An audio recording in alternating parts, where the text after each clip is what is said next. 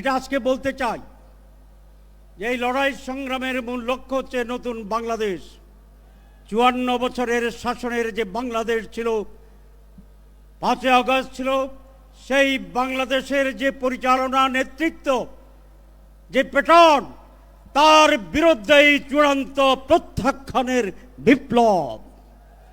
আমরা নতুন বাংলাদেশ চাই, যারা পুরানো কায়দায় এই দেশে আবার শাসনকে ফিরিয়ে আনতে চায়, জনগণ তাদেরকে সেই সুযোগ দেবে না। এটা জনগণকে ভেবে দেখার জন্য আমি আহ্বান জানাচ্ছি। সংস্কার, লাস্ট পয়েন্ট।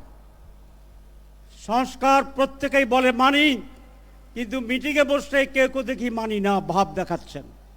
সমস্যাটা কোথায়? সংস্কার তো সকলের জন্য কল্যাণ। তাহলে যারা চান না তাদের মতলব আছে। পিআর পদ্ধতিতে কেন্দ্র দখল হবে না, তাহলে মতলব পূরণ হবে না।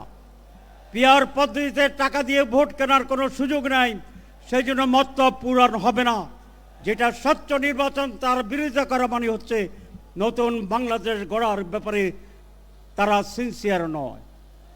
আরেকটি কথা বলি, শেষ করি, যে অনেকে বলে যে সংস্কার হচ্ছে, এটার আইনগত ভিত্তি কিভাবে দেব?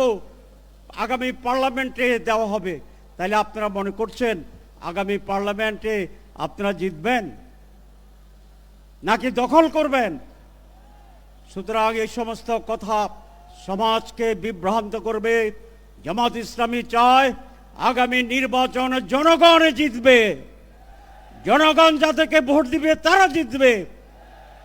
সোহরাওয়ার্দীর দুটা মহাসমাবেশ, কারা জিতবে এই মেসেজ কি পাওয়া যাচ্ছে না?